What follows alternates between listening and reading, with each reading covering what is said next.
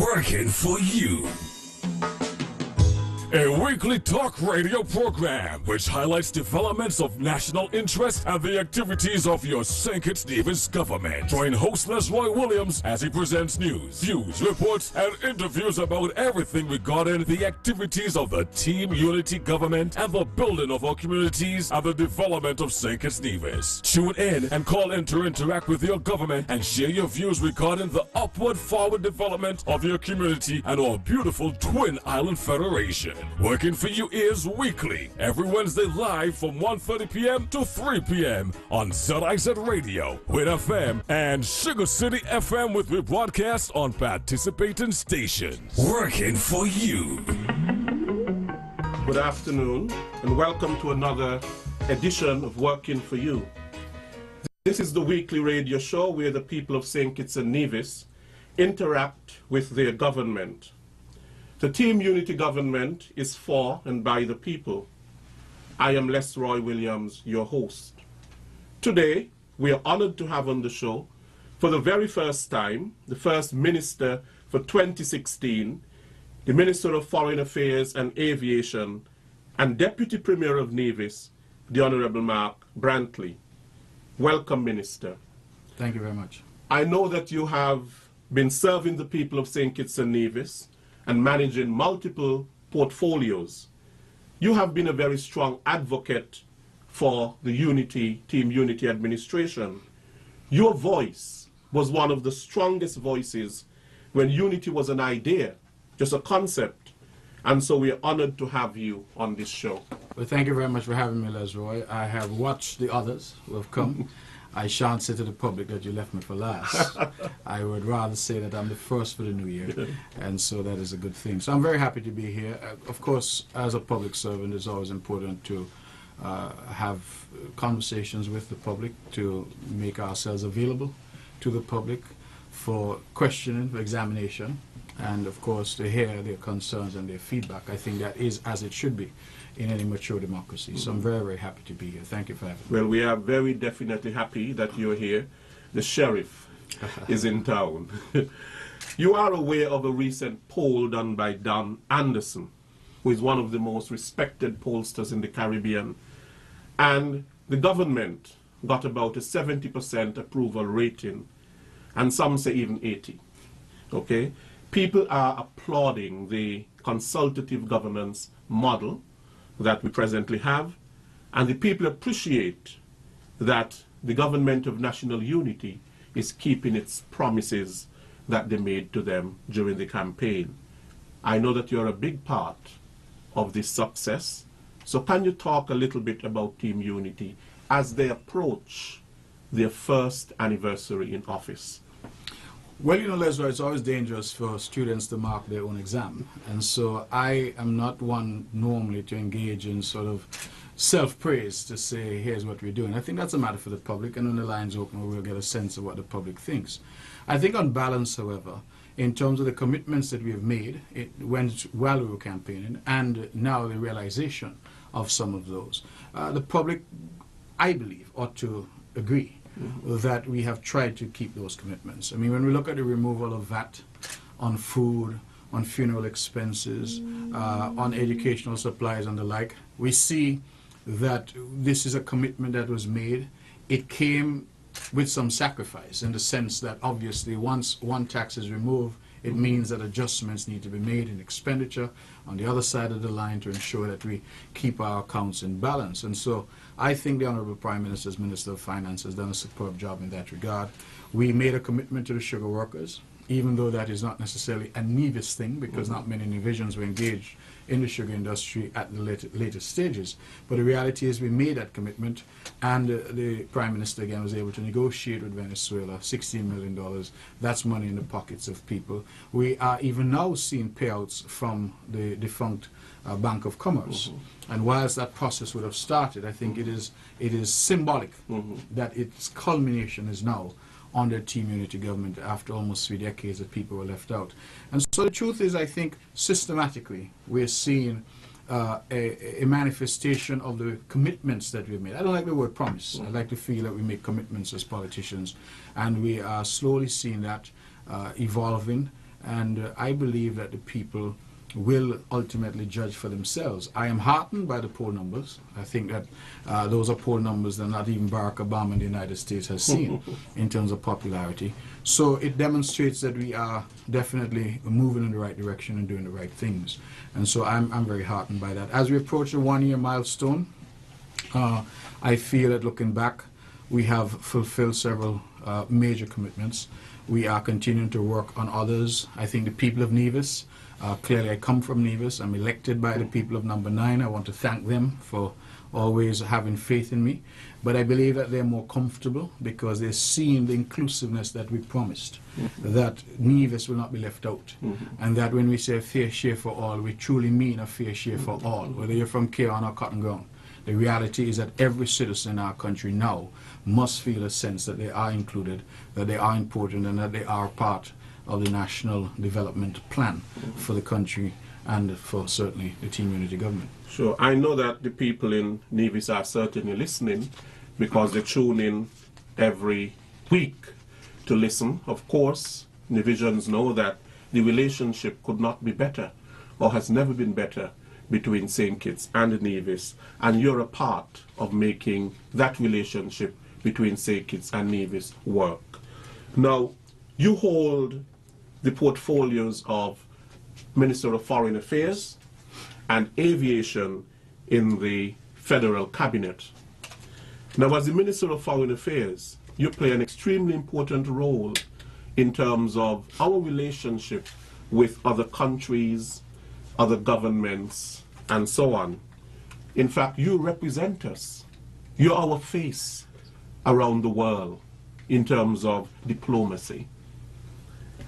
And your ministry has been tackling a number of issues when it comes to our relationships with other countries, our bilateral relationships, cooperation and collaboration around the world. And some of those I hope that you would outline to us today. One of them, of course, I want to start off with is that of our relationship with Canada, especially with respect to the revocation of our visa-free access to that country. Recently, Prime Minister Trudeau was here in St. Kitts and Nevis. I think he vacationed in Nevis. He was on a private family holiday. And there was a lot of comments and so on in the media in terms of whether he had discussions with you and with the Prime Minister concerning the revocation of the visa-free access that we once enjoyed and so on. And some MPs in Canada, the opposition side, wrote to the Minister of Foreign Affairs wanting to find out if the Prime Minister had made any sort of commitments with respect to the visa revocation and so on with St. Kitts and Nevis. Could you tell us a little bit about that in terms of where we are, what strategies, what are the pending discussions and so on, designed really to engage Canada to review the revocation of the visa waiver? Well, when this team unity government assumed the reins of government in February of last year, this was certainly one of the major issues that we faced. Frankly, we did not know how bad it was until we got in. Relationships with Canada, with the United States, and with others was at an all-time low. Indeed, you mentioned Canada, and I will go back there in a moment, but the public would now realize that after we got in, we discovered that there was correspondence from no less a figure than John Kerry, addressed to the former Prime Minister, indicating in very undiplomatic terms, very strong terms, what repercussions St. Kitts and Nevis, little St. Kitts and Nevis could face if he did not adhere to certain requirements that they were setting. So we really met a very difficult situation. I can say, Leslie, that I'm very pleased that since this government has taken over, and since I've had the role of Minister of Foreign Affairs, we have not had occasion to have that kind of interaction, negative interaction with any foreign government. And I think that that alone, if nothing else, we have engaged in very intense, quiet diplomacy, many closed doors and telephone type meetings, but we have been working extremely hard. I have a very, very good staff led by Ms. K. Bass, Permanent Secretary, and we've been working very hard in a very deliberate way to rectify, to recalibrate the relationships with some of these very important partners. Now you speak of Canada. It is true that Prime Minister Justin Trudeau and his family chose to holiday here. Maybe that's symbolic, I don't know. I would believe that it's because of our beauty and our history that he would have come. But we were aware of this visit for quite some weeks in advance, of course. Certain logistics had to be put in place. They did request that the visit be private, and that it was not an official visit, but rather a family, high profile, yes, but a family nevertheless, trying to have a private holiday. And I'm very pleased that we were able to respect that privacy. They came, they had 10 wonderful days on Nevis, and they left indicating their gratitude for having a wonderful time in a wonderful country where they were allowed to just relax. That is what they wanted. Now, of course, the public is less interested in the relaxation of the Prime Minister of Canada and more interested in what our conversations were. What I can say is that the Prime Minister and I were afforded an opportunity to greet the Prime Minister of Canada on his arrival and to say goodbye to him on his departure. I was also afforded an opportunity to interact with him informally on Nevis at a particular function. I can say that the visa waiver issue was raised, but it was one of a multitude of issues. And there was neither time nor, frankly, the occasion to get into any detailed discussions. The Prime Minister of Canada indicated that he was aware of these issues. Clearly he had been briefed, and that, of course, both sides indicated that we would follow up in the ordinary channels, using the normal communication channels, that is for diplomatic channels. Now you asked what, and therefore I can answer the MPs in Canada to say that no commitments were given because no commitments were sought. This was merely us using the opportunity to say to Canada, listen, in the interest of deepening and widening our relationship and recalibrating this long-standing friendship, there are these issues of trade, of a partnership with CARICOM, of security, of course, our citizenship by investment program, of a visa waiver program. And we had those very informal discussions, and it is our hope that they will act as a springboard for further dialogue with Canada. What I can tell you is that in terms of our plan, we have had plans for some time to engage Canada formally. We have unfortunately been delayed in that engagement because of the elections in Canada. First, of course, the Harper administration declared an election. They went into election mode. And then there was some delay in terms of the new government being sworn in, the new foreign minister, whom incidentally I was able to meet on the sidelines in Malta. And so quite happy that we've already made a connection there with him. So the truth of the matter is that it did take some time. We ourselves have now opened, I think Kedishans and Divisions would be pleased to hear that we've now opened a High Commission in Ottawa, the first time ever. We used to have a shared space here with the OECS that was abandoned some years ago, but we now have formal diplomatic. Her Excellency Shirley Skerritt is there, a seasoned veteran in the diplomatic corps, and we want to use that opening of that as again an indication to Canada that we are serious about this relationship and use it as a springboard for engaging them on this very important issue. I feel optimistic. I can't make promises, but I feel optimistic that we will overcome this particular hurdle. I have a question. Why is it so important to restore, you know, the visa-free access to Canada for our nationals? Because, as you know, some persons have played down the fact that Canada revoked our visa-free access and said, well, basically, you know, so what? Well, so what? I mean, other countries, we need a visa to go to the US and so on. So what? This is what I was hearing. Well, I have seen fellows go to prison and say, so what? So the reality is that sometimes a bad thing happens and you say, so what? Because, you know, you have no other answer. So I'm not too fussed about that. I think even those who are saying, so what, recognize that it was for us a terrible blow to our reputation and our standing as a nation. We have always enjoyed a privileged place of having that visa-free access. This was a benefit that was taken away from us. And I don't know how people can see a benefit being taken away and say, so what? The truth is that Canada is a major country, just like the UK, Europe, the United States. In the case of Canada, UK, and Europe, we enjoyed visa-free access. That was a privilege. I know, and I'm sure you yourself, maybe others, have waltzed into Canada to go to Caribana. You're in New York, you drive over the border, no problem. People here have a historical and historical connection with Canada. Our children go there for school. You go to places like Kitchener, you know, you hear names like those.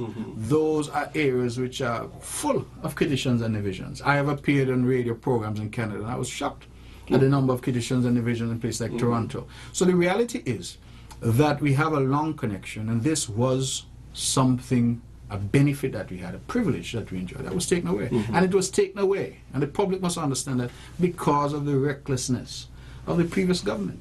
The warning signs are there, the indications. I want the public to understand, people like Canada, countries, serious countries, don't just up and make a decision, you know. They evaluate, they send envoys, they send warnings, they express concern. And so when this happened, and remember it happened almost overnight, it was not a matter of surprise, because they had repeatedly expressed concerns. And this was the type of recklessness, I think, that landed us in that position.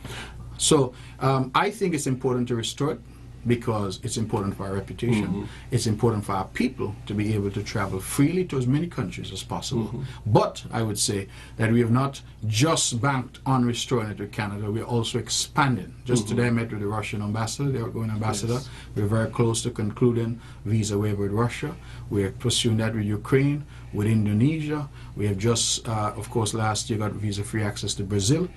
We are pursuing it with South Africa. So we have continued to expand the number of countries as part and parcel of our foreign policy initiatives. Right. Let's talk a little bit about the European Commission. They have branded St. Kitts and Nevis as an uncooperative jurisdiction. That doesn't sound very good at all. Could you speak a little bit to that? Well, I think the branding, as you call it, was unfortunate, because it did not reflect the realities. St. Kitts and Nevis has been very cooperative. In fact, we have been evaluated by the OECD. They have this group that deals with tax and tax policy. We've been evaluated by them. The last evaluation was done, I think, a year ago, and we were found to be largely compliant, which frankly is the accepted standard. It means, therefore, that we have done what we need to do. We have negotiated tax information exchange arrangements with several countries, including several within the EU. My own conversations with the EU officials suggest that our blacklisting, as it's referred to, was largely a function of infighting between agencies within the EU. People who are trying to determine who has the authority here and who has the authority there. And this particular group, it appears, wanted to demonstrate that they had the authority to do certain things. I can say that since that whole debacle, we have been removed from, I think it's Estonia, has removed us. We are still on the list for 9 countries. We were told at the time that if you were on the list of 10 individual EU countries, you automatically graduated onto some EU list. They're now not going to publish that list in quite the same way. I want the public to be aware that we've engaged in very active advocacy on this matter, that we have used our office in Brussels, joint mission in Brussels. Also, we have used Ambassador Doyle, who's our honorary individual in Paris, and we've been working really hard at engagement. The most recent thing that we've done is 2 engagements with the EU. We have decided to sign on to an omnibus tax information exchange arrangement. And what that will do, it will effectively mean that all of these various countries in the EU who are signatories to that St. Kitts and Nevis becomes immediately a partner with them in the context of tax information. So we are very optimistic that that will change. I can tell you that, again, for us it's reputational. It does impact negatively our ability to do banking and the like. But having said that, we've monitored the situation carefully, and I do not think that this list has gotten the attention. It hasn't had the negativity for St. Kitts and Nevis that one would expect, in large measure because of how it came about, and because even within the EU several of the major countries have condemned it. Okay. Germany, you know, the UK, etc., France themselves have said, listen, this, we have nothing to do with this. So in a way, it has not had EU-wide acceptance. And so we are quite heartened that efforts in that regard, diplomacy, again, as I say, quiet diplomacy, has yielded some benefits. So we expect that we'll be off that list soon. I should also add very quickly, since we're talking about lists, that the public may not be aware that we were on the verge of also being blacklisted in Washington, D.C. And it is, again, active, you know, diplomacy. I want to thank Dr. Everson Hull, Ambassador Hull, of course, our ambassador to the U.S. as well, who was there and in place. And I think that the result of that and them acting quickly, the result was that through Dr. Thelma Philip Brown and Dr. Hull, we were able to stave off that possibility, and we engage in quite some intense diplomacy as well. And that, of course, is our role, to look down the road, see dangers, and try to avoid them. Not as we've seen in the past, where we actually quote them, and when they get to our door and they create negative consequences for our people, we then start to suggest that it's not a big deal. It is a big deal. Right. Now, you mentioned Dr. Hull, and you mentioned Dr. Thelma Philip yes. Brown. I have a question coming out of that.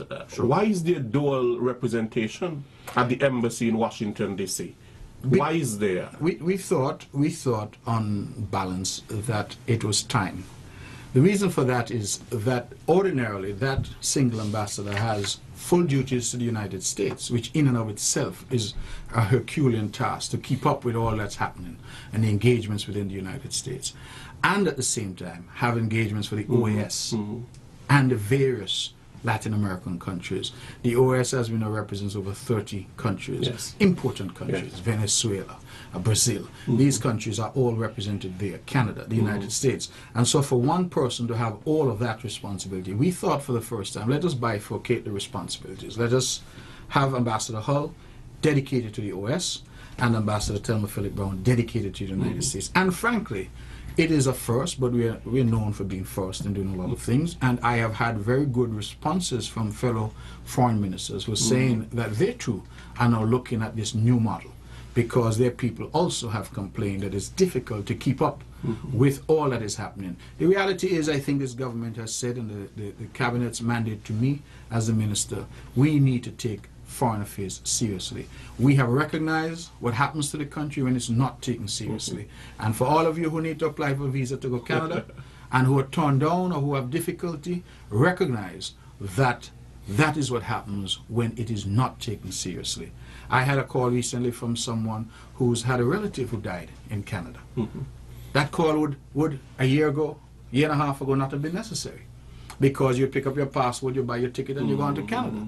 All of a sudden now people are wondering, how can I get a visa? Can I get a visa quickly?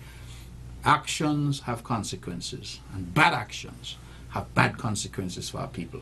And that is why we're taking this very seriously. And so the roles in Washington, I believe, are yielding fruit. Now, you were talking before about tax information and agreements and all of that sort of thing. We have come to hear now in St. Kitts and Nevis the word FATCA. Sometimes I think it's something you can eat. I hear FATCA. Now, you know, there have been negotiations and, of course, the signing of what we call the Tax Information Exchange Agreement. My question to you is, what alternatives are there, arrangements, to initiate a process to be removed from that list? Some person have said, well, look, the United States basically is getting us to do their job. I think, Lesroy, let us be pragmatic in our discussion. We are all independent nations, to be sure. We all have a voice, we all have a vote. But even amongst independent nations, we have some nations that are more powerful than others. Yes. It's as simple as that, and that is a fact. I think that we can jump up and make as much noise as we want about our independence and with this and with that, but at the end of the day, we can't send a single wire out of our banking system without some interaction with the United States. Right.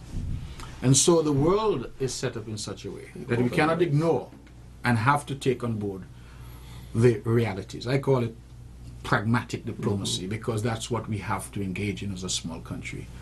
We don't always like the rules. We don't always make the rules. But you can be certain we have to play by the rules. And sometimes it is unfair.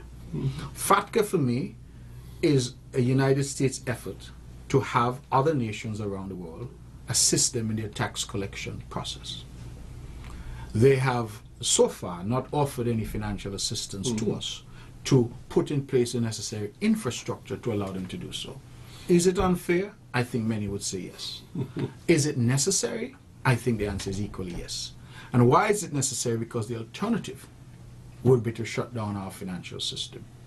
It is the use by a powerful nation of its power.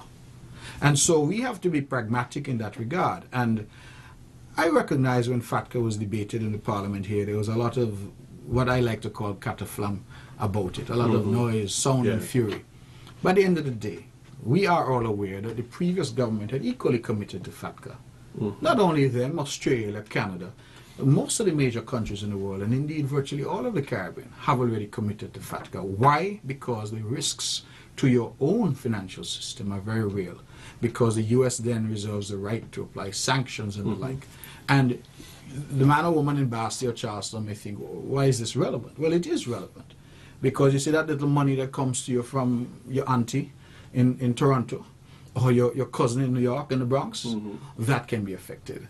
You know, when you're sending up a little money for your child going to school, or whatever the case, that can be affected. When you do business, so our big companies here who are trading, buying and selling, all of that can be affected because you then are affected in terms of how you use the clearing houses of the world, the banking system of the world. And so we swallowed hard. It's like one of those things, you know, you go to the doctor says to you, you know, you have this particular ailment, but, you know, the medication is quite bitter. But it's, you swallow bitter medication in order, hopefully, to make yourself better. So I'm not going to sit here and defend FATCA. I think that it is one of those bitter pills that you're forced to swallow.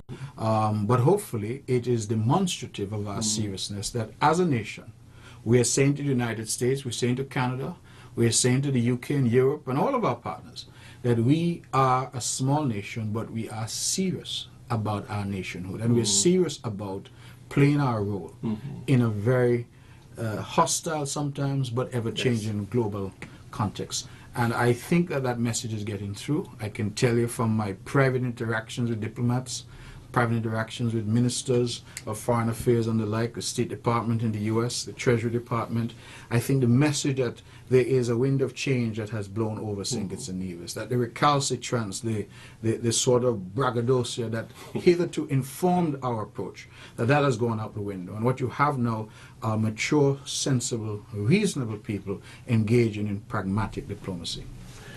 Now, the Republic of China, Taiwan, has just elected its first female president, Her Excellency Dr. Tsai Ing-wen. What do you expect from Taiwan with the change of government? Of course, she has made it clear, as it was a part of her campaign, that she is pro-independent Taiwan. The other party, KMT, was more for the unification with mainland China.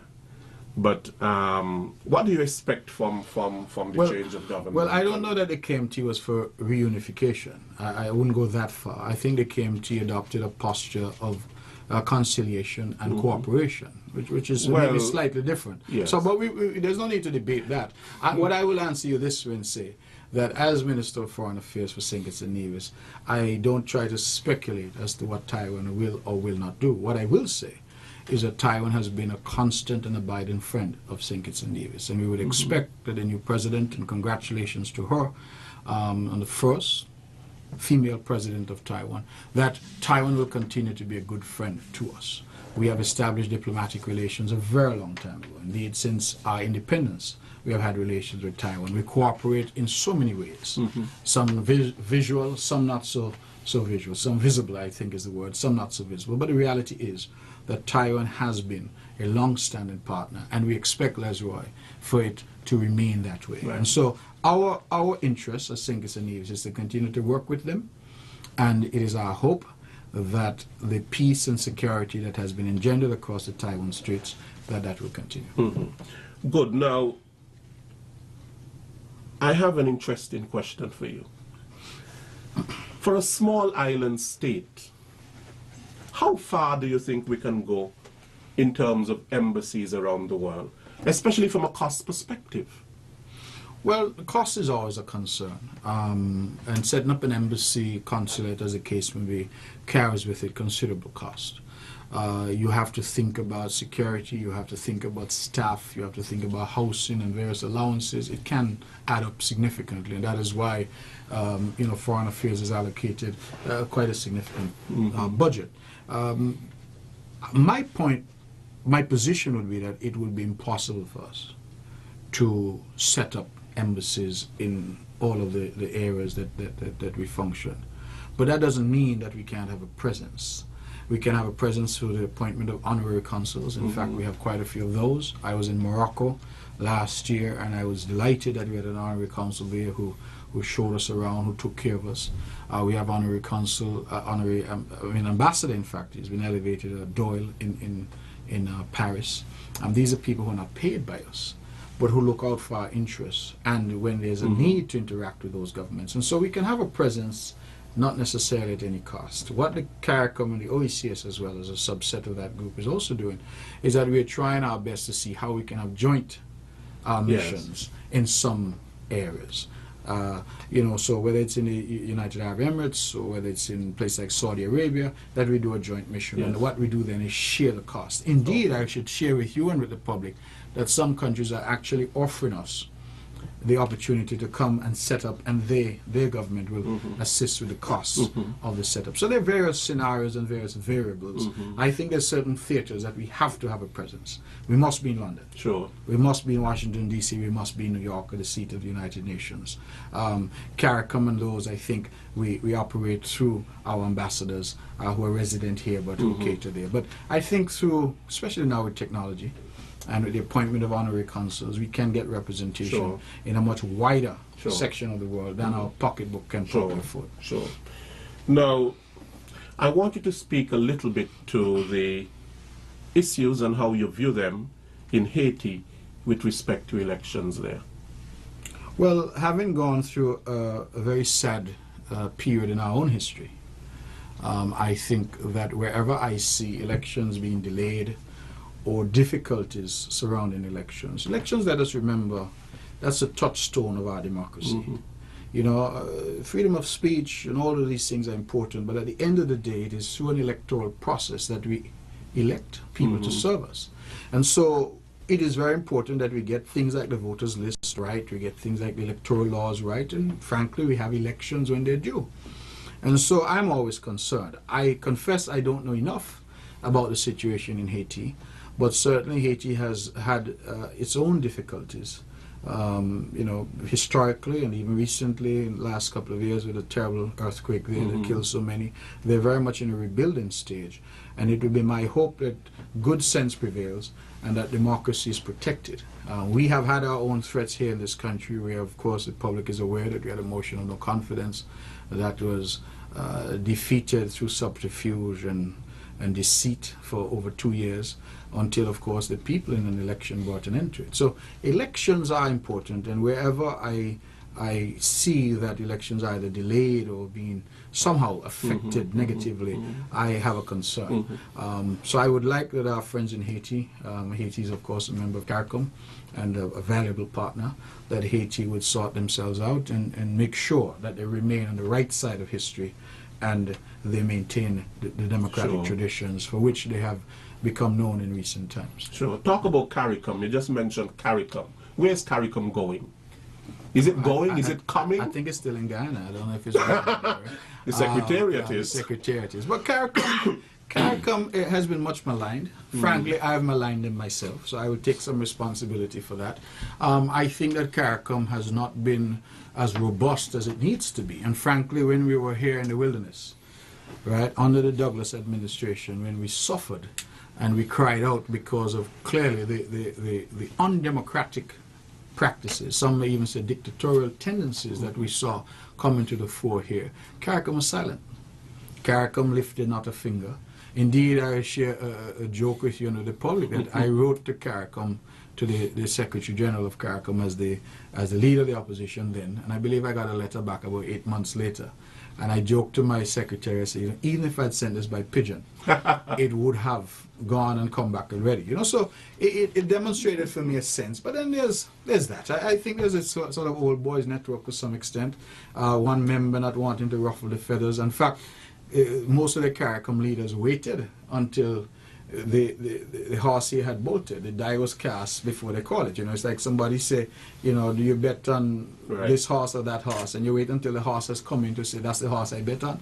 That's what CARICOM did. So I think that they've failed us in that regard. Having said that, there are some institutions at the regional level that I think are critical to us. The University of the West Indies, right, is an absolutely critical institution. This common market that we have, our ability to move freely, the CSME, that if you're a professional now, you can move freely within CARICOM. Right. I think that there are some of these uniting factors that far outweigh any negatives that there might be. And I feel that the OECS has done a better job in terms of advancing the cause of integration than necessarily CARICOM has. Yes. But having said that, CARICOM clearly has a much wider audience and a much more diverse area to cover and bigger countries. And so I would be too quick to condemn them, although I criticize them heavily for the inaction when we went through our own troubles here in St. Kitts Nevis. I think that they have, in the main, provided a platform, certainly, for us to build upon in the Caribbean. And the Caribbean will have to take a decision, Leslie. We're either serious about integration or we're not. And we will have to take a decision sooner rather than later. And my own view is that the way the world is aligning, it is essential for us to have a common agenda and a common position. I will also say, before I leave that one strength of CARICOM that many people may not notice is that on voting issues, in international fora, the numbers in CARICOM is important. And so all of a sudden we find ourselves being quoted by very, very big countries. Why? Because we have that 11, 12, 13 members, if you will, who all have a vote. And so if you can persuade CARICOM, you have a block of votes that clearly can go in your favor. And so a lot of what we see, even in terms of bilateral assistance to the CDB on a multilateral level, it really comes from the fact that we are a part of CARICOM. Now tell me something about our neighboring islands, such as St. Martin, Saba, Statia or St. Eustatius, St. Bart's. What is being done to improve relations with them? For example, we have the issue of border protection, who can fish, in whose waters and so on. Could you speak a little bit to that? Well, in terms of what is being done, I think nothing formal in terms of, as I outlined with Canada, it's not as if we've advanced the plan to somehow move forward. I think that what we have with those islands that you've identified over the years is a very real people-to-people diplomacy in that sense, people-to-people contact, which is really the best form, because everybody I know in St. Kitts has somebody in St. Martin, has traveled there, has some contact. Saba, Statia, similarly. I go to Statia and I'm amazed at the number of people from Nevis who are living there. Right. So the reality is, I think that connection is there. You mentioned the issue of border security. That's a very important issue. I have not been privy to discussions on that, but more than likely the Prime Minister, as Minister of National Security, would have. I do know that we are trying to work out fisheries, maritime boundary arrangements with the Dutch islands, and I think that some work was done on that before our coming into office, and the expectation would be that that work would continue to a successful conclusion. What I can say, Leslie, is that these islands and the people of those islands are important to us. We have always, long before there was formal talk of integration, we had integration with those islands. And I don't know about you, but I know that My first trip was to St. Martin. Well, that's your first trip. I remember with my mother. But I was about to say that I've eaten a lot of food that came in barrels from St. Martin. Because I had an aunt that lived there, and that was the best thing when that barrel came. You had, I don't know if it was French food or Dutch food, but you had food. Right. And we ought not to forget that we have had that shared history. Right. Now, there's much ado about you being in the federal cabinet and still being in the NIA cabinet. You're a very privileged man. So what is that privilege? Being in two cabinets. Now, can you speak to the benefit or the benefits of being in both cabinets? I would put it this way. I am myself a little bemused that there's ado, because I didn't write the Constitution. Indeed, the Constitution was written a very long time ago. And what is of particular surprise to me is that much of those making the noise were in office for nearly 20 years and therefore had ample opportunity to create a constitution of their own liking. It must speak to the seriousness of any commentator that having had the power for 2 decades to change the framework, you did not. But after you demit office, you start complaining about things that are permissible and completely allowable under that framework. That tells me you're not serious. Because if you had a serious concern, then you had ample opportunity. 1 term, 2 terms, 3 terms, 4 terms, you did nothing. Absolutely nothing. Not even a comma in the Constitution has been changed since we assumed independence 32 years ago. And of those, the former regime was there for 20. So it gives you a very real sense that those who are making the clamor were never serious about this.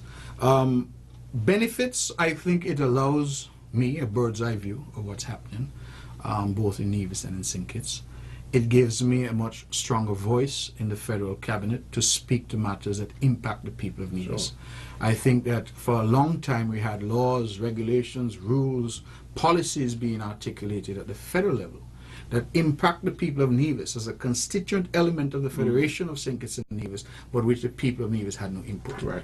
And I think that that now changes. Right. The Premier is there, I am there, and when the Prime Minister, anybody else says something, I say, hey, wait a minute.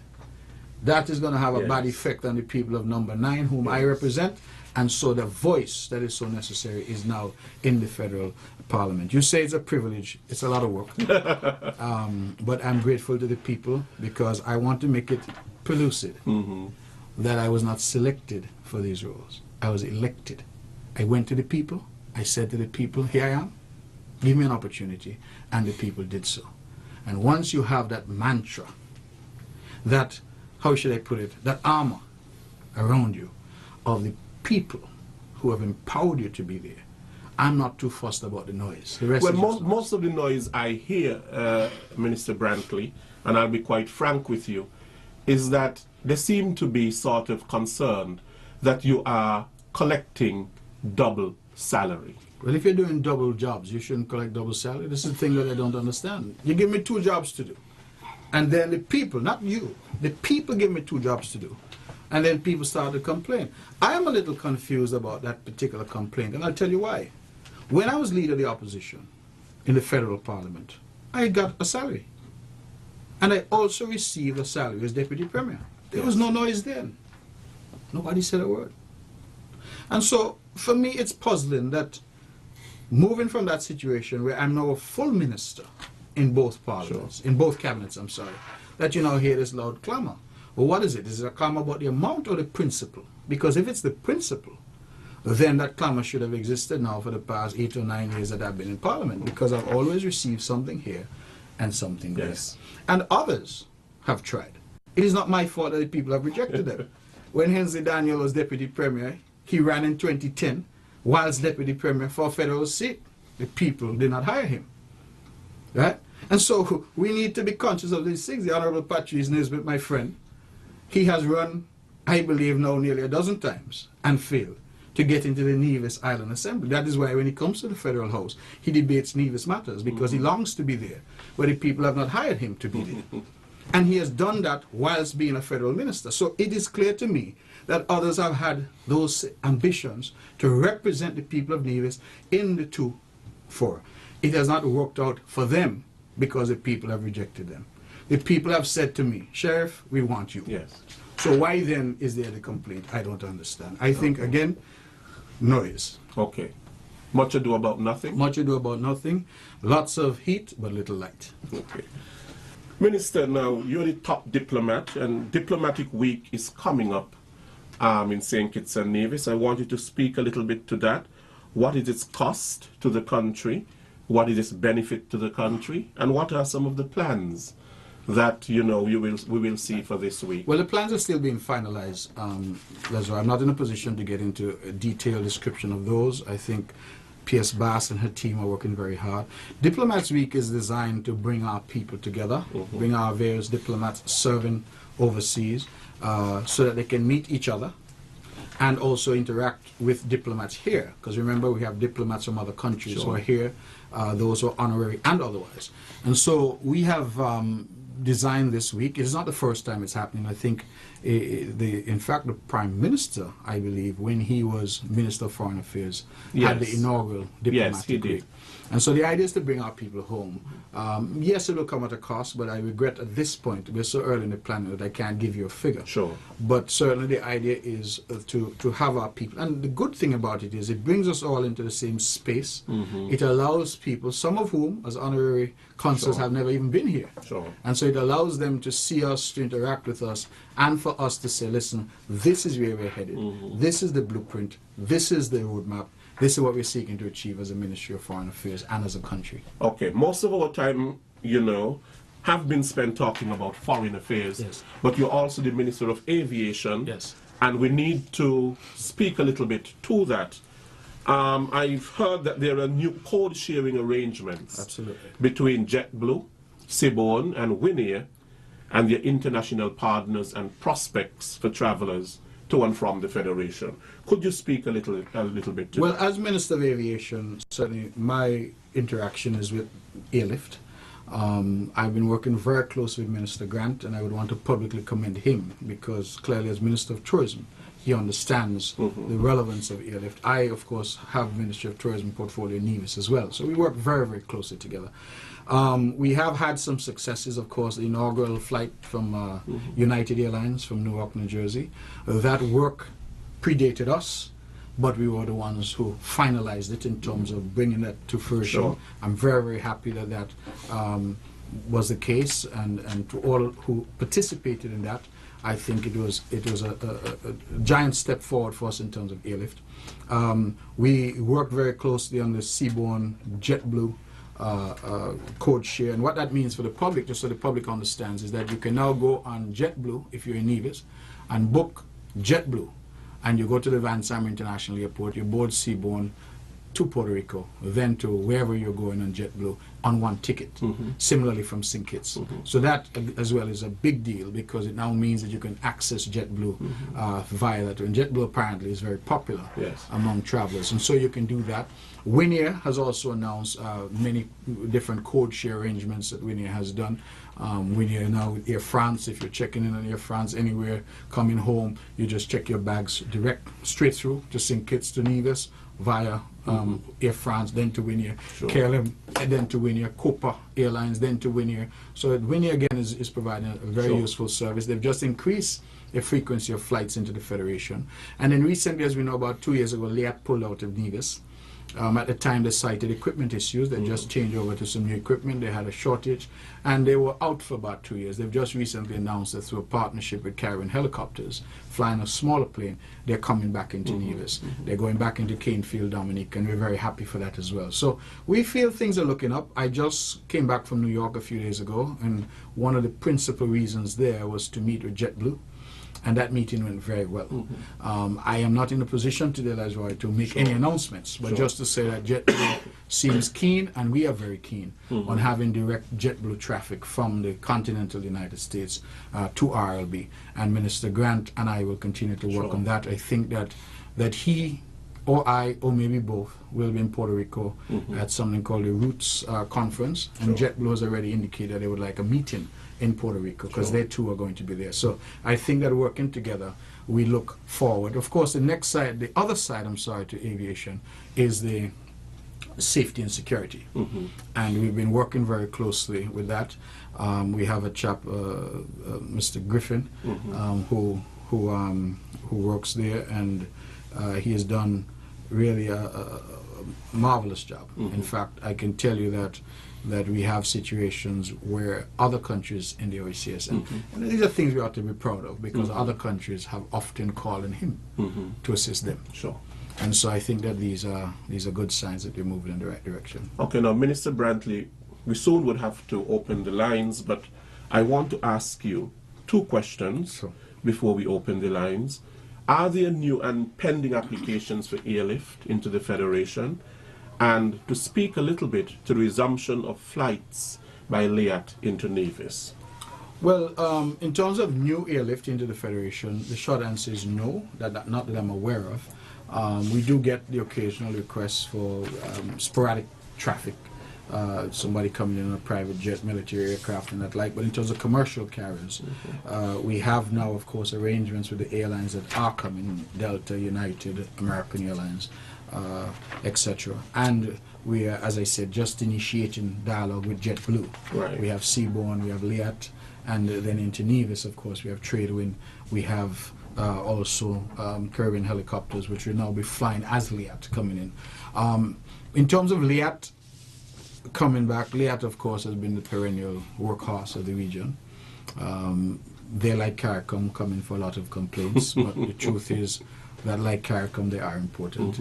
And, you know, as a politician, I understand very well that when you do good things and you work well for the people, sometimes it's taken for granted. But the one time that you mess up, you're late, things don't go quite, people say, ah, look at that. Well, So- there are two ways of looking at it. Yes. There are some people who say it's an acronym for Leave Island Anytime, Well, and then some people say it's an acronym for Love is Always There. Well, however you want to put it, I think it's Leeward Islands Air Transport. But however you want to put it, the truth is that we welcome Liat back. Sure. And I think that this arrangement, flying a smaller aircraft into Nevis, works for us. It's going to be daily.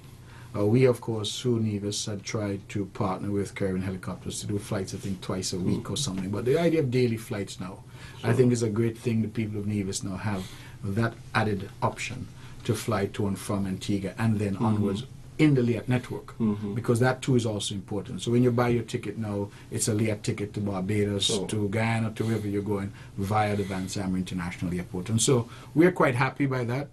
We feel that these are small steps, but all significant steps as we try to build the country. Sure. Now, the sheriff, it's time to listen to the people. Sure. And so we need to put on our headphones. That's the best Remember that this program is designed to listen to the people, to get their suggestions, to get their feedback in terms of how the government is doing and, you know, how the government can actually be better. And so we are going to open the lines. And wherever you are, you can call in. I know that there are many people who are listening. Today we are joined by Minister Brantley. What kind of wicket we're playing on? A bouncy wicket or the wicket is a flat? Well, it doesn't Is that one matter. opening back? You should be able to adjust to whatever wicket. Like Van Zammer, wicket, I'm yes. opening, I want some bounce. Okay. Just so you know. Yes, the numbers to call locally 465-2555. That's 465-2555. And if you're overseas, 718-577-2916. That's the overseas number. Of course, a 1 before it. 1-718-577-2916. We await your calls. Working for you, good afternoon. Good afternoon. Yes, a bouncer. The Honorable Mark Brantley, you asked for it, so you'll get it. After the change of government in February of 2015, it took some time for the consulate in Dubai to become operational again. Could you tell us what some of these problems were? And there was also a rumor that the equipment, the computerized equipment, had been removed from the place and have not yet been located. Can you tell us what is being done to locate that equipment? And finally, is there any truth in the fact that citizenship by investment applications and completions were being done at that consulate? Sorry, no, I must take that back. It's not final. And just before the elections, there was an opening of an embassy, I think, in Nigeria. Can you tell us what has become of that? Is that still functional under the new administration? I will listen off air. Thank you. Well, if you know cricket, one thing you ought to understand about bouncers, you can either hook or duck. This one, I will try my best to respond. What was opened in Nigeria was an honorary consulate, and so that still exists. We have been in touch with the honorary consul there, and that continues to function. In Dubai, yes, we had some problems, and we were forced to close that particular consulate. As you know now, we have a Deputy Consul General who has gone in, Elsa Wilkin and Bristow. We have a Consul General designate who is hopefully going to be there this month. That's our hope. We're trying to work out the intricacies of that. We had to, like our relationship with Canada and the United States and all those, stop, take stock, recalibrate, and then start again. And that has really been our posture in relation to that. I can't speak to the rumors. What I can tell you is that it was an incredibly difficult transition in Dubai, because we met an office where I would imagine if Hurricane Hugo had passed through, you would have had a similar type of scene. We had no handover whatsoever. Nobody who said, well, okay, here's what. And so I want to give credit publicly to Elsa Wilkin and Bristow, because she went there with absolutely nothing. And almost, if you will, had to reopen and restart the consulate. I was quite pleased that I was able to travel there sometime last year, and we had an official function marking the reopening. But it was particularly difficult. You know, we found no files, no handover. So there was no continuity. And I think that was particularly unfortunate, but I suppose people did things for their own purposes. And the good news is that the citizenry there, and I was quite pleased when I went there, Caller, to learn that it's not only economic citizens who are there, but also, as I would say, natural born divisions and petitions. In fact, I found a professor there from Brownhill in Nevis. And so I was quite happy that we now have again a consular presence there to take care of the needs of our people there. And the people of St. Kitts and Nevis can be proud to know that under this government, we will treat their affairs seriously. The question of whether or not passports were being processed there, what I can tell you, Call, is that I have no evidence of that. I too have heard similar suggestions, but I have no evidence of that, and I would prefer not to engage in rumors or responding to them, but rather just to speak to the facts as I know them. Working for you, good afternoon. Hey, good afternoon, Mr. William. And good afternoon to the technician, and good afternoon, Honorable Mark Brantley. Good afternoon. Carl Brown here, and good afternoon to the listeners home and abroad. Honorable Mark Brantley, I know this one slipped you when you was asked the question of getting to salary, but people in the Federation, some who were born between that time and who were not born, should know the history that the deceased Honorable Simeon Daniel also collected 2 salaries in the PAM NRP government of 1980 to 84. If my history serves me right, I think for a short time Minister of Finance and also the Premier of Navy. And also you may have had 1 or 2 other deceased NRP members who also collected 2 salaries as Federal Minister down here and Minister in the Nevis Island administration. The other thing, Honorable Brantley, is we know that Canada have a new government. Well, we know that in your government and our process here of getting back free visa access is going to take some time. But I listen, could you briefly give us if we are any closer to achieving that dream now of getting free access visa back? And because there are many people here who are missing many events in Canada. I know several people complain of funerals. They wanted to attend family and friends because of this visa could not go. Family reunions, weddings, graduations, and amounts of other things, vacation, and because of this free visa can't attend. So why I'm saying all of this is that we so very concerned and hope sometime, maybe in the next 6 months or even before, we can get back this free visa access. The other question is, could you give us an update? Because I remember a few months ago very well, 2 NRP members used to be on a radio station here in St. Kitts and saying how taxi men and women in Nevis, they are protesting how there is no tourists coming, they can't feed their family and things. But now, the buses in Nevis are being filled.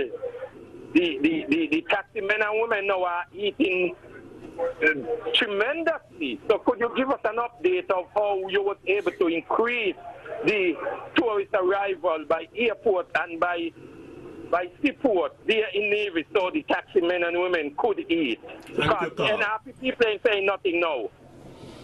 Okay. I'm gone. Okay. Thank you. Caller, thank you very much for the call.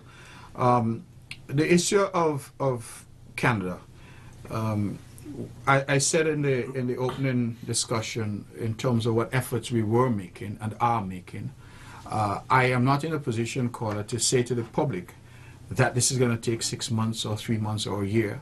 What I can say is that we are cautiously optimistic that with continued dialogue, with continued demonstration to Canada that as a government we're serious about the relationship, with the opening of our High Commission in Ottawa and using that as a springboard for engagement, that the values that have always underpinned the relationship, we will need to reignite. It's like you're in a relationship and there's some problem between the two. You have to rebuild. And so that is a process. It will take time. Canada has a new government. It's a liberal government. They have already telescoped that they want to restore visa-free access to Mexico, and they will look at it in relation to other countries. That is not a commitment to us, let me make it clear. But it does say that as a new government, their approach is different. And my argument with Canada is a simple one. If you can open Canada to 120 million Mexicans, then 52,000 Kittians and Divisions can't hurt. And so it's a very simple proposition. But we feel that at the end of the day, visa-free access was taken away because Canada was not persuaded that we were being responsible as a country. And we feel that if we can engage responsibly with them, that we can restore it. But, caller, at the end of the day, I can't speak for Canada. We know what our desires are and what we're trying to achieve, but Canada would have to make their decisions. And so I'm not in a position to say 1 month, 2 months, or give a time frame. But I can commit that this government is working very hard at mending fences and ensuring that our people regain that privileged position that we hitherto enjoyed. You asked about the tourists. I think Nevis is doing very well. St. Kitts also is doing very well, and I'm heartened by that. I will not sit here and take the credit. I think that I've provided some leadership, but the truth is we have some very hard-working people. The Nevis Tourism Authority, led by Greg Phillip, the Ministry of Tourism, led by Carl Williams in Nevis. These are people who work every day, all day, and sometimes into the night, to ensure that the taxi drivers and others, the stakeholders, benefit. I don't pay too much attention, Carl, to the noise, because all of us understand that tourism in our country is cyclical, that there is a tourist season, as we call it, and there's an off-season.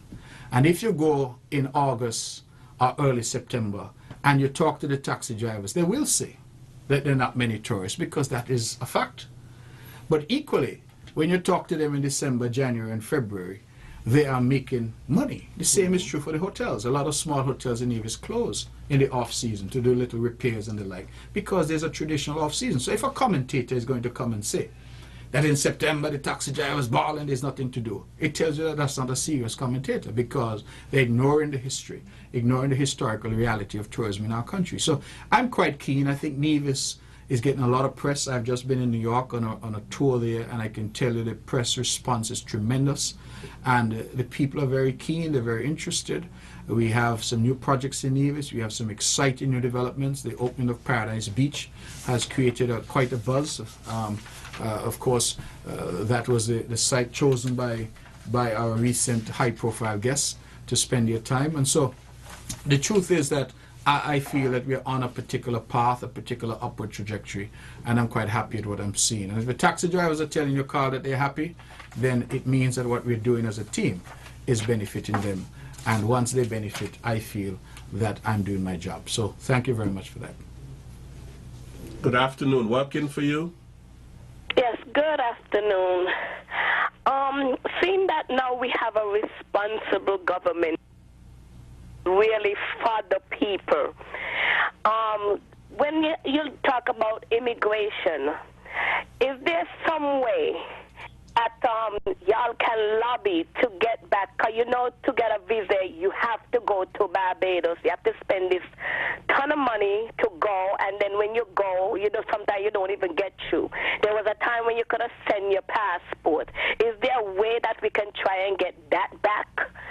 that would save the people's pocket a lot of money. And the other thing is this. I was listening to the news, and I heard that Trinidad and Tobago have denied 4 of their own residents back entry into the country. 4 people that left to go and join ISIS. So my question is, what are the Caribbean, are the rest of the Caribbean looking out for these people? Are the name on some list in case they try to enter another Caribbean country? And the Dubai issue, listening to you, Mr. Brantley, on the condition that y'all found that embassy there, shouldn't these people that was running that embassy be brought up on some kind of charges? Because in a sense, that's government property. And I believe they should be brought up on some kind of charges. I believe these people got away with too much things. And concerning the tourism thing, I think y'all are doing a wonderful job.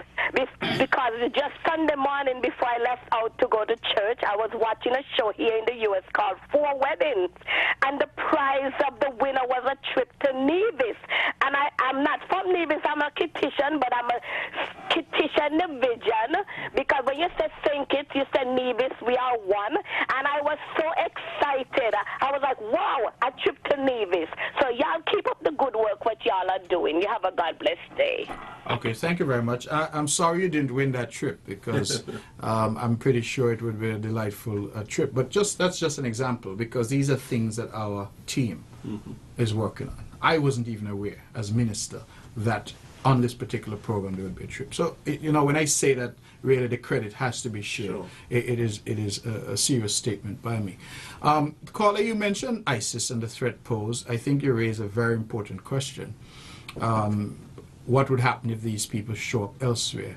Regrettably, I'm not qualified to answer the question, because that would be a matter of national security, and certainly the Prime Minister who's charged with that responsibility would have the day-to-day handling of that particular ministry. So I regret to say that I can't tell you what has been put in place in relation to that specific question. So you'll forgive me for that. I don't want to trespass on the territory and say the wrong thing. You raise the issue of Dubai and the conditions there, and I understand your point. I will tell you that we are looking very carefully at what options might exist. Beyond that, I would not be in a position to say very much, only to tell you that we are happy that we have been able to recalibrate, to reset relations there, and to now say to our people at home and abroad that they have proper consular representation in Dubai once more. Working for you, good afternoon. Good afternoon, that's Roy. How are you doing today? Not too bad, thank you. Wonderful. Minister Brantley, how art thou? I'm fine, thank you. Okay. Apparently, it is public information that you were recently in the United States, and one of the many tasks or undergoings was the interview that you conducted on CBS in reference to geothermal energy. I also understand that climate change and green energy is of paramount importance. And being energy independent is also an immediate economy boost. With that said, I think with very limited or just surface research, one can easily realize that geothermal or green energy, in reference to what is being conducted in Nevis, one of the cons is cost. It is it's super expensive. My question to you is basically, how does the Federation or Nevis plan to cover the cost, and if it's covered by outside sourcing? We don't know, because to date, and may I ask you if there's any possibility whatsoever for the citizens of the Federation to have access to the agreement that has been made, or at least to publicize the agreement so that we can know what are the cons and pros for the geothermal. And I must thank you also. The term Nevis, the greatest place, the greenest, place on earth, I really love that. So if you can address those 3 simple things for me, I'll appreciate it. Thank you. Okay, Call, in terms of costs, the developers are responsible for raising the capital to implement the project. And so there's no upfront cost of that nature to the government. They are responsible for harnessing the resource and for building the infrastructure to get that resource into our grid. You say it is magnificently expensive. I think those are the words you used. It is expensive in terms of the upfront costs, but thereafter the maintenance, running, day-to-day costs are not that costly. In fact, based on current forecasts with geothermal energy, the public in Nevis is likely to see their energy bill drop by as much as 50% based on current costing. And that is bearing in mind that oil prices are at historic lows. When oil prices, and notice I didn't say if, when oil prices start to go back up and they start to creep up to those dangerous levels of $100 and $100+ a barrel, I think that is when the benefit of clean, green, renewable energy will come magnificently to the fore. And so my view is that it is an initiative that is definitely worthwhile. It is an initiative that we've embarked on some 10 years ago. Nevis started on this exercise. We have finally got to a point when we can say to the public that based on the agreements entered into, the geothermal plant should be completed by December of 2017, which would mean that by January of 2018, when we flick the switch, Nevis does become the greenest place on planet Earth. That is language that is not necessarily new, but certainly language which has become a tagline for Nevis and which we use with great effect. You speak about the interview with CBS. In fact, we did 9 interviews with 9 different interviews. Let me emphasize that. With 9 different television stations across the United States. Wichita, Kansas, I think Fort Myers, Florida, somebody up in Philadelphia, Washington, D.C., Virginia, various markets. And in addition to that, we had various interviews with the travel and print media. And what we're trying to convey is a connection between energy independence, green energy, and tourism. In the context of saying that, listen, our tourism plant becomes immediately cheaper to operate, and that the type of clientele that both St. Kitts and Nevis are now seeking to attract are the clientele that wants to come to a place that's clean and green and sustainable, where we are doing something to ensure that our island and our country survives long past us, that we're doing something to save the environment. And so in the context overall, internationally, of climate change, coming out of Paris, the COP21 conference that was held there, where the world for the first time, for the very first time, recognized that there was a need for the world to do something about climate change and global warming, and for the first time has come up with a framework for major nations assisting small and poor nations, but also a framework which recognizes the special vulnerability of small island developing states such as ours. What that now tells us is that St. Kitts and Nevis more specifically in terms of the tour that I just did, is in the vanguard of that particular development. And so we are making headlines because we're doing something that is truly revolutionary. And indeed, the developers are saying to us that we have not only sufficient power for Nevis, potentially we have power to supply all of St. Kitts and indeed some of the neighboring islands as well. So it means that Nevis can potentially become a net exporter of energy. That is revolutionary, because that means that our economy, for example, which is now heavily skewed and dependent on tourism, suddenly you have a different revenue source for the government. And so that leads to a whole new thinking in terms of what our economy is based on and how our economy is going to look. In terms of costs, as I say, that's a matter for the developers. They will have to raise their costs. I think I'm hearing estimates calling between 50 and 60 million US dollars would be the capital cost required. And they'll raise that, no doubt, through a combination of equity and debt. Working for you, good afternoon. Good afternoon, Mr. Williams. Good afternoon, sir. And good afternoon, Mr. Honorable Minister of Foreign Affairs. Good afternoon, my friend. How are you? I'm good, man. I'm good. Okay. I know I'll see you tonight on the local talk. But right now we're on the federal level. Now, you went down to Dubai, and you know you said that when you got down there, the office, the description of the office, you know, something to do with like how we came past you there. There were no documents and no handing over of the office, nothing. Now that office supposed to be a federal office, and I remember when that office was open, the former Prime Minister, he said that an embassy has been opened in Dubai.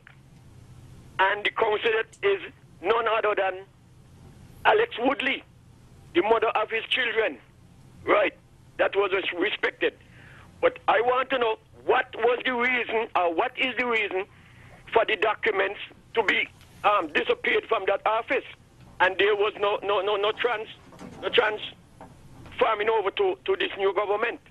So I would like to know on the federal level what the government is going to do about their office that was so discarded and abandoned. I would like to know what the government is going to do about that, because that one they cannot get away. It seems as though the office was the former Prime Minister one. So he do as he like with it. So that's my question. Okay, caller, I think that somebody previously raised a similar question, and my answer is the same. We're looking to see what options are available. But speaking to the overarching theme of the question, and that is the sense that the office belonged to someone, I think that we as a nation must come to the realization that when people sit in that seat of power for so long, I believe that they start to believe that the country belongs to them. And I think that that is part of the problem, because there was an unwillingness to accept that the government had changed. And so this particular diplomatic representative of the country perhaps confused her role as to whether she was working for the country or she was working for the father of her children. And I think as a consequence, people can get confused as to what their correct role is. I am not here, nor will I engage in any sort of maligning of any individual. But what I will say is that that is one of the very real dangers of having people in these positions for too long. And that is why Unity has said that we will introduce term limits for the Prime Minister, 2 terms, and then Prime Minister give way and allow somebody else, because we don't want anybody again to get into that seat and start to feel that they're there for good and that the country now becomes their country. I believe the country is our country, and we ought not to confuse service to the people with being a king or being a master or being, whether it's 10 man in one or one of the other terminologies that was employed by the gentleman to describe himself. So I think the reality now for us as a country is to say, listen, we have seen the mistakes of the past. We must now vow not to repeat those mistakes and to ensure that as a country we become more democratic, we become more open, we become more transparent, and we become, using the word from Leslie, more consultative in our approach to governance. And so all of these, I think, leave a bad taste in our mouth, but they are examples of what has happened, and they give us an opportunity to say never again. Working for you, good afternoon. Greetings, my beloved brothers. Greetings. Greetings to you. Brother Brantley, how are you, my brother and brother Williams? Very well, thank you. I'm well, thank you. Okay, let me say that I've known the brother culture. Now, Brother Brantley, you are the foreign minister of the Federation of St. Kitts and Nevis.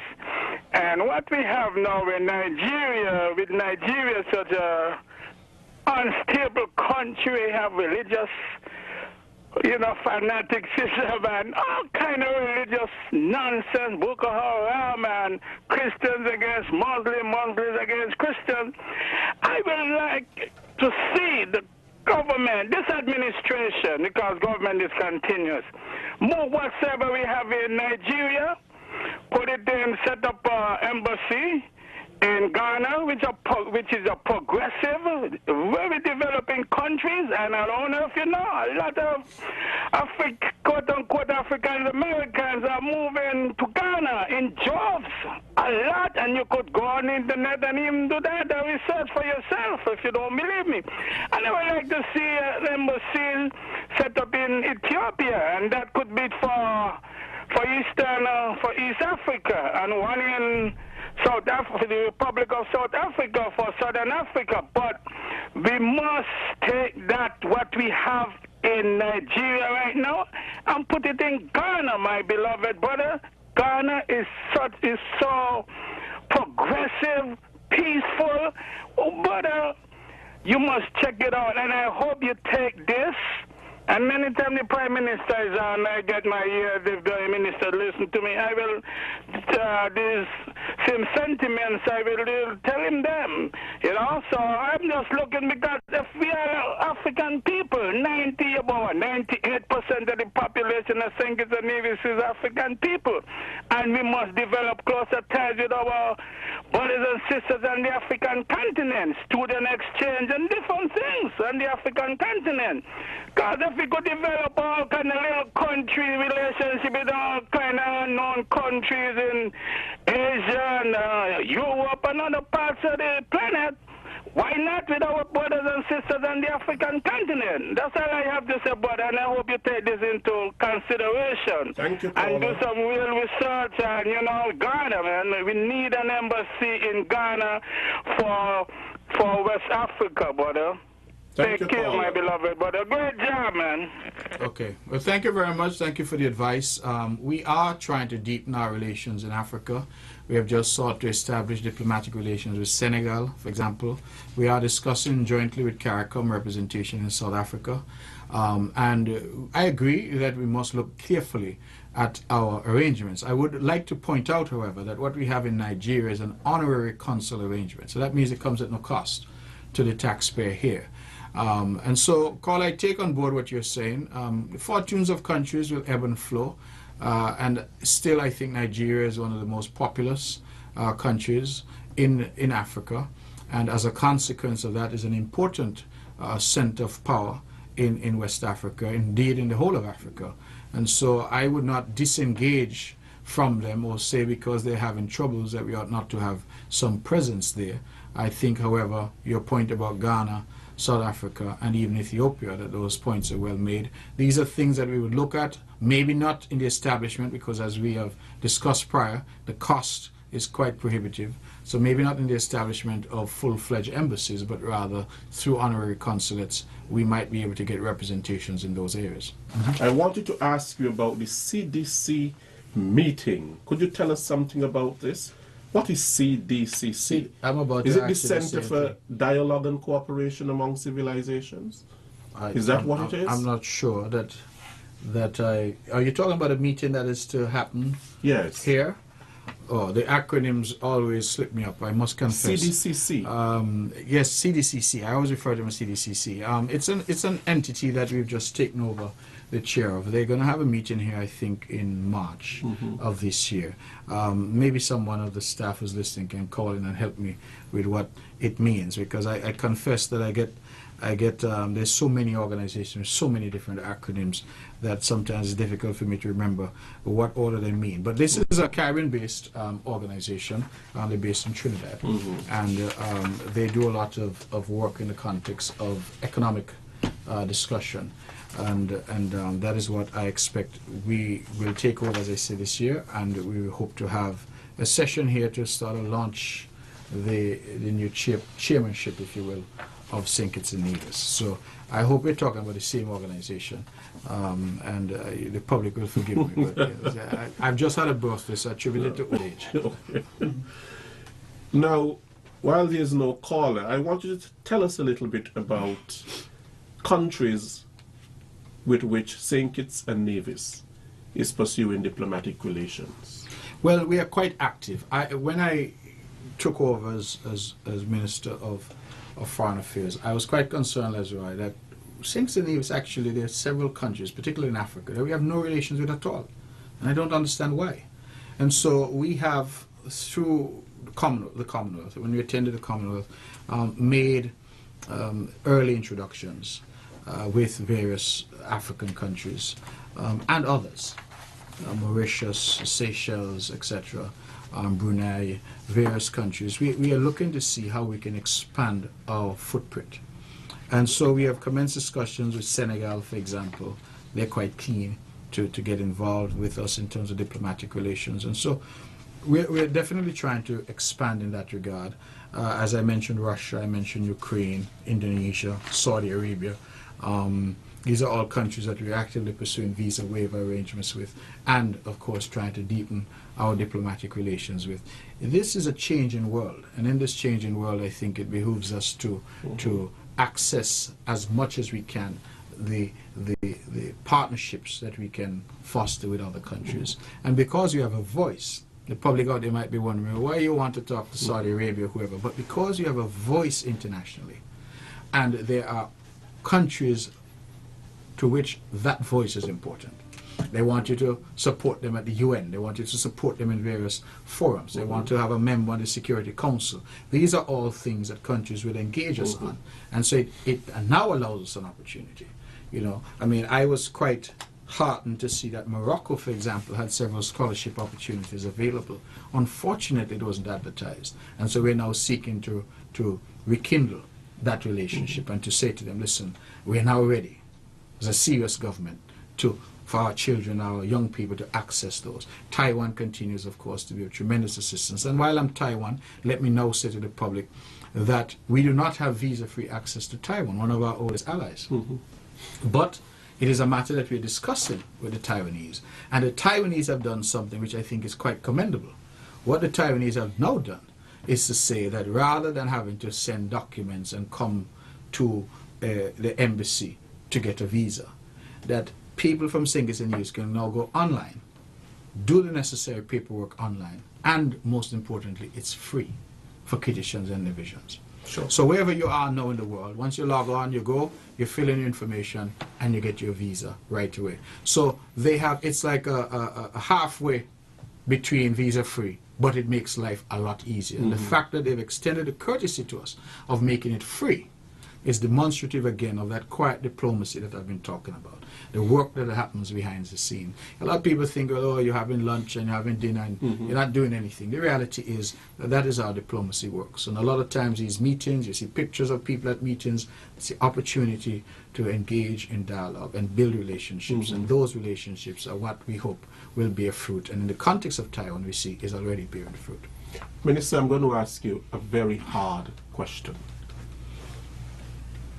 With the harmonious relationship between St. Kitts and Nevis as it presently is there any need for secession?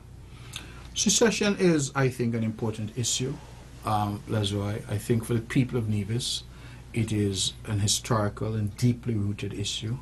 My answer on that, because it's not as hard a question as you might think, because I get asked it all along.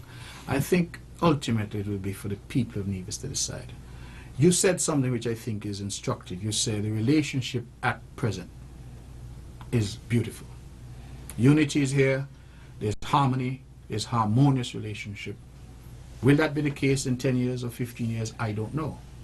And what we need to create in our country is a paradigm, a framework for nationhood, which doesn't depend on which parties are in power. So a serious framework, whether through constitutional reform or otherwise, which we say, listen, regardless of which party, the historical differences being what they are, the historical tensions being what they are, it behooves both islands to build a framework that will allow them to coexist, not just peacefully, but harmoniously and to grow together. If that cannot be addressed, then I think the issue of secession will always loom large. So do you think that the beginning of that has taken place, for example, with the Charlestown Accord? I think so. I think if the Charlestown Accord, which was designed to address historic and ongoing difficulties, if those of us who now occupy the seat of government take that document seriously, if the people of Nevis who have traditionally protested that they have not been treated fairly, if that mantra of fair share for all really resonates in Charlestown and in Craddock Road and in Ramsbury and in Brownhill, I think that is where, when you start to change minds and change hearts and change attitudes, and people genuinely feel that they have a role to play in their country, that whether you're born in Craddock Road or you're born in McKnight, it doesn't matter, that the place of your birth doesn't determine whether you can become an ambassador or, for that matter, whether you become prime minister. I think once our people start to believe that, then we could have this conversation. Well, Minister Brantley, of course, we see that Nevis is enjoying a fresh new relationship with the Dr. Harris-led Team Unity government. The Prime Minister committed very early that there will be a fresh start for Nevis. And through efforts like the Charlestown Accord and so on, we have seen 10 million EC dollars and more donated to Nevis in terms of budgetary support. For you, you're someone who stood your ground with the old administration, even under much adversity. To now see people of Nevis get the respect that they deserve must be a great feeling for you. There's a lot going on in Nevis. The visit from the Prime Minister of Canada, tourism developments, and geothermal opportunities. There is a lot going on for Nevis. Is there anything that you would like to say, Minister, as we close today's session of Working for You? That's why I would like to say that we are in the beginning stages of a new relationship. I think St. Kitts and Nevis is being given a new opportunity, an effort to once again try to make this relationship work. I have said that unity is the last best chance for our country. I really do mean that. I think it's the last best chance for us as a people to see value in each other, to capitalize on the strengths that exist in each other. There's much that St. Kitts can learn from Nevis and vice versa. And I feel that we ought, as much as possible, to fashion that relationship in a way that we can be proud of. That for me is of critical importance. And so this for me is an opportunity. It's an opportunity for us to rebuild and to in effect remake our country in the type of image that we would like. And so I see this as a golden opportunity. The Prime Minister refers to it as fresh start, and then you know, if it's fresh start, then I think that it ought to be a fresh start for everybody. And like I say, it's not about me. At my age now, you probably could see my beard has grown grey. I think fighting the battle that we fought, many people thought was impossible, has made me get grey even faster. And so it's not about me anymore. It's not about us, those who temporarily occupy the seat of government. I think it's about the children now. Sure. That I heard President Obama make a comment that in America, children being born today will have a different view of race relations because a black man has been president. It is my hope that in our own country, Nevisians and Kittitians being born today would have a different perspective, a different worldview because of unity. And that, I think, is ultimately what I'm seeking to achieve. Sure. Well, there we have had it, the Sheriff. Minister Brantley, we thank you for being our guest today, and I want to congratulate you on all the successes that you are having. This has been Working for You, our weekly radio and call-in program. I am your host, Lesroy Williams. We thank you very much, those of you who listened, those of you who called in, wherever you are. We will be back next week. This is your government working for you. Good afternoon.